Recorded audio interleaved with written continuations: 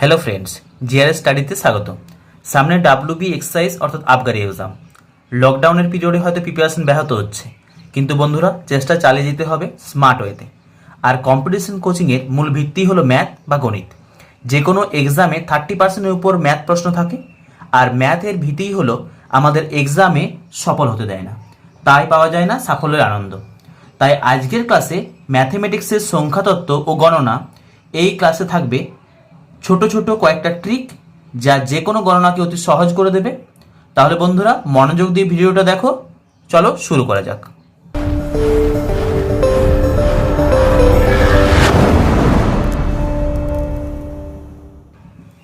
Mathematics বা গণিতের সংখ্যাতত্ত্ব ও গণনা বা ক্যালকুলেশন এর ডিটেলস ম্যাথ শুরু করার আগে আমরা জেনে নেব ফার্স্ট ট্রিক নাম্বার 1। ট্রিক 1, কিভাবে সহজে আমরা বর্গ করতে পারি। তার জন্য আমরা ছোট্ট করে এক্সাম্পল নিই। 25 তার স্কোয়ার ইজ ইকুয়াল টু 625। 65 তার স্কোয়ার ইজ ইকুয়াল টু 2542, অর্থাৎ 4225। কী করে করলাম? খুব সহজেই কিন্তু এই বর্গগুলো করা যায়। চলো বন্ধুরা দেখে নিই। 25-এর এক্সাম্পলটাই নিচ্ছি। 25-এর স্কোয়ার করার জন্য আমরা শেষে যদি কোনো 5 সংখ্যা থাকে, কোনো সংখ্যার অঙ্ক যদি 5 থাকে, তাহলে আমরা লিখব 25। এরপর 2 তার উপরের, অর্থাৎ তার থেকে এক ধাপ আগে যে সংখ্যা হবে সেটা হচ্ছে 3, তাকে 2-এর সাথে গুণ করব, তাহলে হবে 6, অর্থাৎ 625। 65 তার যদি স্কোয়ার করা যায় তাহলে কি হবে না, এখানে হবে 25 আর 6 × 7 ইজ ইকুয়াল টু 42। চলো বন্ধুরা আরও একটা এক্সাম্পল নেওয়া যাক। এরপর যদি আমি নিই এখানে 4, 5 তার স্কোয়ার, অ্যান্সার কত হবে? হ্যাঁ, 25 আর এখানে 20। তাহলে খুব সহজেই কিন্তু যে কোনো ক্যালকুলেশনের, অর্থাৎ শেষে যদি 5 থাকে আমরা তার বর্গ করতে শিখে গেলাম। ট্রিক 2 শুরু করার আগে আমরা চলে আসি ভগ্নাংশ বা ফ্র্যাকশনে। কম্পিটিশন এক্সামের ক্ষেত্রে ভগ্নাংশ বা ফ্র্যাকশন একটা মূল অংশ, আর এর ডিটেলস না জানলে আমরা কিন্তু অঙ্ক ভালো করে করতে পারবো না। তাই বন্ধুরা খুব ভালো করে বুঝে আমরা ধীরে ধীরে এগিয়ে যাই। পূর্ণ বা অখণ্ড সংখ্যা কাকে বলে? যে সমস্ত সংখ্যা খণ্ডিত নয়, অর্থাৎ পূর্ণ বা অখণ্ড, সেই সংখ্যাকে বলা হয় পূর্ণ বা অখণ্ড সংখ্যা, যার ইংরেজির ইন্টিজার বলা হয়। যেমন 1, 2, 3 যেখান থেকে শুরু হবে পরপর কন্টিনিউয়াস চলতে থাকবে, সেগুলো পূর্ণ সংখ্যার মধ্যে পড়ছে। এবারে ভগ্নাংশ বা ফ্র্যাকশন কি না, যে সমস্ত সংখ্যা পূর্ণ সংখ্যা নয়, অর্থাৎ a/b আকারে প্রকাশ করা যায়। বি কিন্তু কখনোই শূন্য হওয়া চলবে না। যদি শূন্য হয় তাহলে এর কোনো ভ্যালু থাকবে না। যেখানে এ কে বলা হচ্ছে লব আর বি কে বলা হচ্ছে হর। লব অর্থাৎ নিউমারেটর আর হর অর্থাৎ ডিনোমিনেটর। এবারে চলে আসি সামান্য ভগ্নাংশে।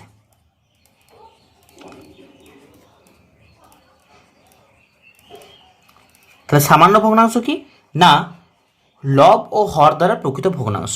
তাহলে লব ও হর দ্বারা যে ভগ্নাংশ প্রকাশ করা যাচ্ছে সেই ভগ্নাংশকে আমরা বলছি সামান্য ভগ্নাংশ। যেমন এখানে যদি কোনো সামান্য ভগ্নাংশের ক্ষেত্রে আমি বলতে পারি সেটা সমান অবশ্যই এখানে লব বাই কিন্তু হর হবে। এবারে এই সামান্য ভগ্নাংশের প্রথম যেটা অংশ সেটা হচ্ছে সরল ভগ্নাংশ। সরল ভগ্নাংশ, ঠিক আছে, বা যাকে বলা হচ্ছে সিম্পল ফ্র্যাকশন। তো সরল ভগ্নাংশ কি? সরল ভগ্নাংশ হচ্ছে যে ভগ্নাংশের লব ও হর উভয়ে অখণ্ড সংখ্যা। লব আর হর উভয় অখণ্ড সংখ্যা। যেমন আমি একটা উদাহরণ দিই, যদি সরল ভগ্নাংশের কথা বলি তাহলে 5/7 হতে পারে, 12/13 হতে পারে, 13/12 হতে পারে। এখানে অবশ্যই লব আর হর যে থাকবে প্রত্যেকটা কিন্তু হবে এক একটা অখণ্ড সংখ্যা। এরপর 2 নম্বর চলে আসি প্রকৃত ভগ্নাংশ। প্রকৃত ভগ্নাংশ অর্থাৎ প্রপার ফ্র্যাকশন। প্রপার ফ্র্যাকশন মানে যে ভগ্নাংশের লব অপেক্ষা হর বড় তাকে প্রকৃত ভগ্নাংশ বলা হয়। যেমন একটা উদাহরণ দিই, যদি এখানে a বাই বি আকারে বলতে যাই তাহলে অবশ্যই b কে a থেকে বড় হতে হবে। 5/7, 10/11, 2/3 এগুলো প্রত্যেকটাই কিন্তু এক একটা প্রকৃত ভগ্নাংশ। তাহলে অপ্রকৃত ভগ্নাংশ কোনটা হবে? অপ্রকৃত ভগ্নাংশ মানে হয় ইমপ্রপার ফ্র্যাকশন।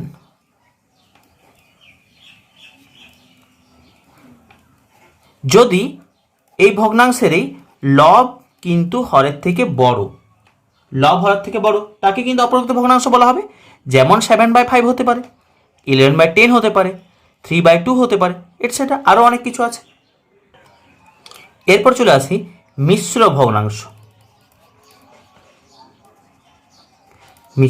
ভগ্নাংশ। যাকে বলা হচ্ছে মিক্সড ফ্র্যাকশন। যদি কোনো অপরিত ভগ্নাংশ থাকে তাকে কিন্তু মিশ্র ভগ্নাংশে পরিবর্তন করা যায়। যেমন আমি এক্সাম্পল দিই, 7/5 একে লেখা যায় কিন্তু এই রূপে, অর্থাৎ একে অখণ্ড সংখ্যা এবং ভগ্নাংশে পরিবর্তন করা যাচ্ছে। এরূপ কোনো ভগ্নাংশকে বলা হবে মিশ্র ভগ্নাংশ। যেমন আবার একটু এক্সাম্পল দিই, যেমন এটা একটা মিশ্র ভগ্নাংশ, এটা একটা মিশ্র ভগ্নাংশ, এরকমভাবে প্রচুর কিন্তু মিশ্র ভগ্নাংশ উদাহরণ দেওয়া যেতে পারে। এরপরে চলে আসা যাক দশমিক ভগ্নাংশে। যে কোনো প্রকৃত বা অপ্রকৃত ভগ্নাংশকে কিন্তু দশমিক ভগ্নাংশে পরিবর্তন করা যায়। তো তার প্রথমেই দশমিক ভগ্নাংশকে দুটো ভাগে ভাগ করে যায়, একটা সসীম দশমিক ভগ্নাংশ, আরেকটা হচ্ছে অসীম দশমিক ভগ্নাংশ। যদি দশমিকের পরে অঙ্ক সংখ্যা সসীম হয়, অর্থাৎ 3/4কে যদি আমি ভাগ করে দশমিকে প্রকাশ করি, দেখব 0.75 কিন্তু স্টপ হয়ে যাচ্ছে। এটা কিন্তু একটা সসীম দশমিক ভগ্নাংশের উদাহরণ। সেইভাবে 0.52, 1.0625 এটসেট্রা প্রভৃতি কিন্তু সসীম দশমিক ভগ্নাংশের উদাহরণ। আর অসীম দশমিক ভগ্নাংশটা কি? যেখানে দশমিকের পর অঙ্ক সংখ্যা কিন্তু হবে অসীম। যেমন 1/3কে যদি আমরা কন্টিনিউ করি, দেখব 0.33 করে কন্টিনিউ চলতেই থাকবে, সেখানে এর কিন্তু শেষ নেই। এটাকে বলবো অসীম দশমিক ভগ্নাংশ। অনুরূপে 1/7কে যদি আমি করি তাহলে 0.142857 আবার রিপিটেশন কিন্তু 14 আসছে, এভাবে কন্টিনিউ চলতেই থাকবে। এটাও কিন্তু একটা অসীম দশমিক ভগ্নাংশের উদাহরণ। এবারে চলে আসি যেটা অঙ্কের বা যে কোনো কম্পিটিটিভ পরীক্ষার জন্য মূল বিষয়, আবৃত দশমিক ভগ্নাংশ। এই যে অসীম দশমিক ভগ্নাংশ দেখা যাচ্ছে, সেখানে যদি কোনো সংখ্যা বারবার রিপিটেশন আসে তখন সেই ভগ্নাংশকে বলা হয় আবৃত দশমিক ভগ্নাংশ বা পুনঃপৌনিক দশমিক ভগ্নাংশ। এখানে দেখা যাচ্ছে 0.33 বারবার রিপিটেশন আসছে, অর্থাৎ এটা একটা আবৃত দশমিক ভগ্নাংশ। অনুরূপে যদি এটাকে ভালো করে খেয়াল করি, 0.142857 আবার রিপিটেশন আসছে কিন্তু 14, এটাও কিন্তু একটা আবৃত দশমিক ভগ্নাংশ। 0.66 কন্টিনিউ যদি থাকে, এটাও কিন্তু এক প্রকার আবৃত দশমিক ভগ্নাংশ। এই আবৃত দশমিক বা এটাকে বলবো ডেসিমেল থেকে আবৃত মানে রেকারিং ফ্র্যাকশন, এটাতে পরিবর্তন করাই হলো কম্পিটিশন পরীক্ষার কিন্তু মেইন প্রশ্ন। তাহলে আমরা এটা বিষয়ে এবার শিখব। এই আবৃত দশমিক বা রেকারিং ডেসিমেল বা রেকারিং ফ্র্যাকশন থেকে কিন্তু পরীক্ষায় প্রচুর প্রশ্ন পড়ে, আর এই বিষয়ে অনেকের কনফিউশন হয়, অনেকে করতেই পারে না। তো সেই বিষয়ে জানার জন্য আমরা ডিটেলস কিন্তু প্রথমে বুঝি, তারপরে অঙ্কগুলো নিয়ে আলোচনা করব। দেখা যাক 0.5 তার মাথায় বা সেখানে পৌনঃপুনিক যে চিহ্নটা আছে, মাথায় পৌনঃপুনিক বলে এটাকে, বা এটাকে বার চিহ্ন হিসাবে দেখা যায়। 0.5 বার ইজিক্যাল টু 5/9 লিখে যাচ্ছে। এটা আসছে কি করে সেই বিষয়ে আমরা বুঝে নেব। তারপর আমরা শর্ট ট্রিকে অঙ্কগুলো কিন্তু সলভ করার চেষ্টা করব। দেখা যাক 0.5 এটাকে লেখা যায় নিশ্চয়ই 0.5 কন্টিনিউস চলছে, আর লিখছি না। এবারে আমি করলাম কি, এটাকে 1 নাম্বার রিলেশন দিলাম। এবারে 0.5কে যদি আমি 10 দিয়ে গুণ করি তাহলে একটা দশমিক সরে যাবে, কিন্তু এটা তো আমি কন্টিনিউ করতে পারি যেহেতু ইনফিনিটি আছে। এটা 2 নাম্বার রিলেশন নিলাম। এবারে যদি আমি এখানে এই দুটোর মধ্যে মাইনাস করি, এখানে 2 থেকে 1 মাইনাস করছি আমি, তাহলে বেটার হবে। 2 থেকে 1 মাইনাস করলে কি হবে, এখানে দেখা যাচ্ছে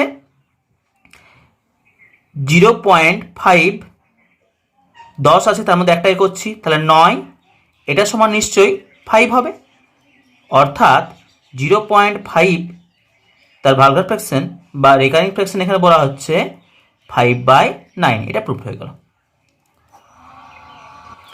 এইভাবে কিন্তু আরও অনেক রেকারিং ফ্র্যাকশন, যেমন 0.6 সমান 6/9 অর্থাৎ 2/3, 0.09 যদি দুটোর মাথায় বার থাকে এখানে, তাহলে 9/99 ইজিক্যাল টু 1/11, সেটা কিন্তু অনেক কিছু করা যায়। তো সেটা আমরা জানবো কিভাবে এই সলভ করা যায় তার শর্ট ট্রিক। এবারে চলে আসছি ট্রিক 2তে। দেখা যাক 0.5 তার বার অর্থাৎ পৌনাপৌনিক, এটা ইজিক্যালটা হচ্ছে 5/9। আমরা কিন্তু ওইভাবে সলভ করবো না, কি করে করছি বা নেক্সট প্রসেসগুলো কি সেগুলো আমরা ধীরে ধীরে জেনে যাব, যেগুলো কিন্তু অঙ্কতে আমাদেরকে কাজে লাগাতে হবে। নেক্সট চলে আসি 0.12 বা 0.12 তার বার ইজিক্যাল টু হবে 12/99। কী করে করলাম, তার রুলসটা হচ্ছে এখানে পয়েন্টের পর যতগুলো অঙ্ক সংখ্যা আছে ঠিক ততগুলোই আমাকে বাই ফর্মে 9 লিখতে হবে। যেমন এখানে দেখা গেল দশমিকের পর দুটো সংখ্যা আছে বা দুটো অঙ্ক আছে, তাই এখানে 12টাকে পুরো পূর্ণ সংখ্যায় লিখে 9 লিখলাম। আরেকটা উদাহরণ দিই, 0. এখানে 32 দুটোর পৌনাপৌনিক আছে বা 0.32 তার বার আছে, তাহলে কি করব, এখানে 32 লিখে 9। নেক্সট এক্সাম্পল আসা যাক, যদি আমি 0.312 এই দুটোদের উপর বাদ থাকে, তাহলে আমি কি করব, তাহলে করার রুলটা একটু কিন্তু আলাদা। কিভাবে না, আমাকে পুরোপুরিভাবে পূর্ণ সংখ্যাটা লিখতে হবে 312 মাইনাস দেখব দশমিকের পর কোথায় বা কোন অঙ্কের উপরে কোনো বার নেই, সেই সংখ্যাটাকে আমি মাইনাস করব, ডিভাইডেড বাই আমি দেখব দশমিকের পর কোন দুটো সংখ্যার উপরে বার আছে, ঠিক ততগুলো 9 লিখব, আর যার উপরে কোনো বার নেই ঠিক সেটা 0 লিখব। এটা ক্যালকুলেশন করলে কিন্তু আমরা করতে পারবো ইজিলি ভাবে। যদি আমি একটা এক্সাম্পল দিই আবার 0.257 এর মাথায় বার, তাহলে এটা করব কি করে না, এটা করব 257 মাইনাস 25 বাই, যেহেতু একটার উপরে পয়েন্ট বা একটার উপর পৌনাপৌনি আছে, তাহলে সেটা হবে 9, এখানে দুটো 0। ঠিক আছে, নিশ্চয়ই বোঝা গেছে, খুব ইজিলি হবে।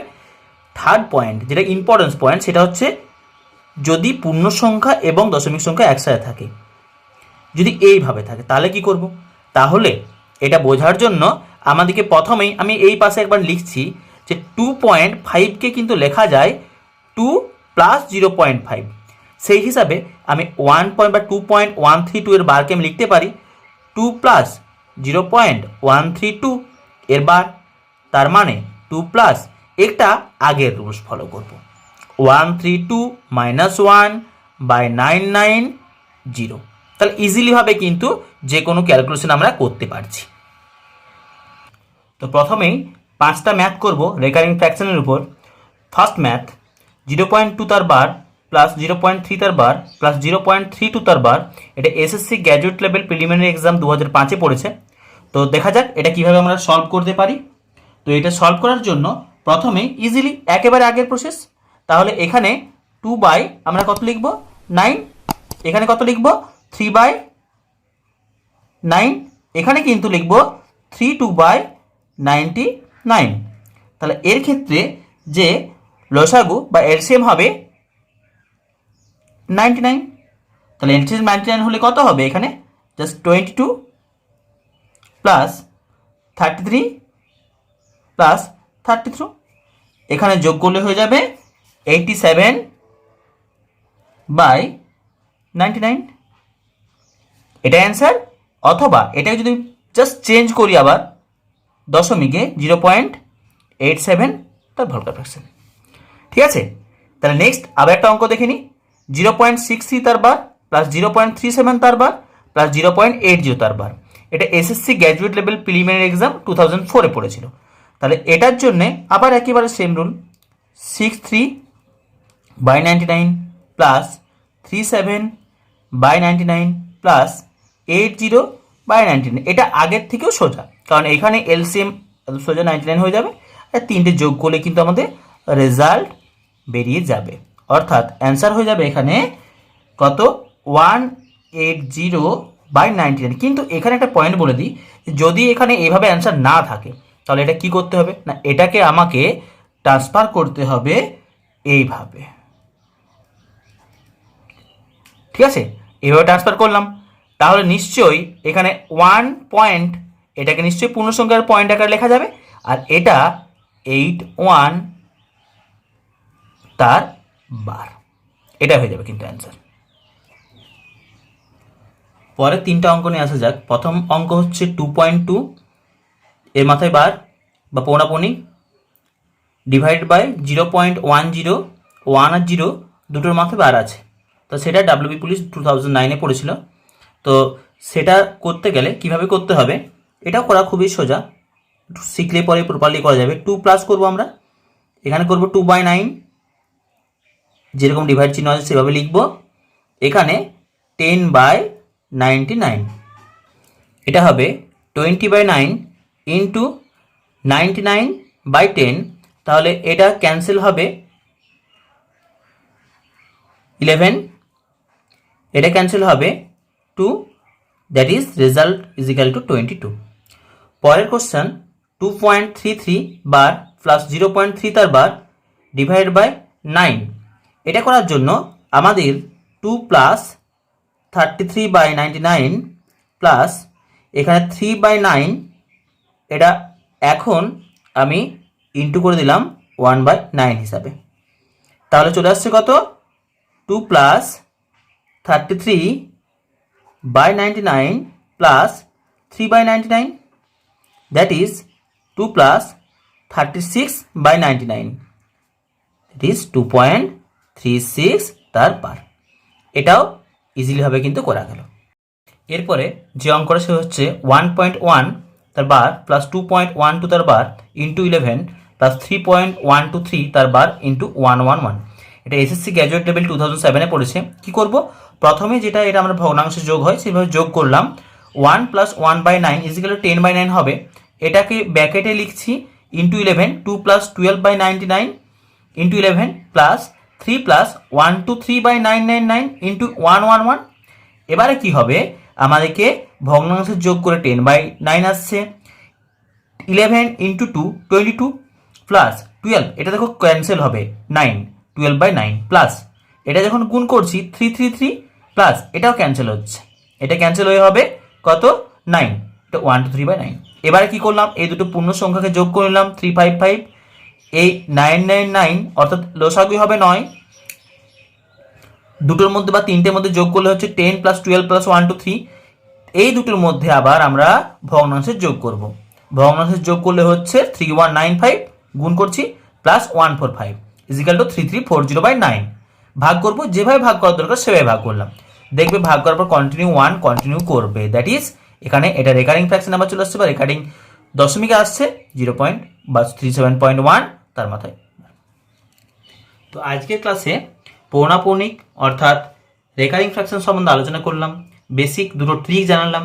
পরের ক্লাসে আমরা এভাবে এগিয়ে যাব যাতে কম্পিটিশন পরীক্ষাটা খুবই ইজি বলে মনে হয়। সামনে কিন্তু আবগারি পরীক্ষা খুব শীঘ্রই হবে মেন, বাকি পরীক্ষাগুলো আবার বেরোবে। ধৈর্য ধরে বসো, কিন্তু নিজেকে প্রিপেয়ার করো।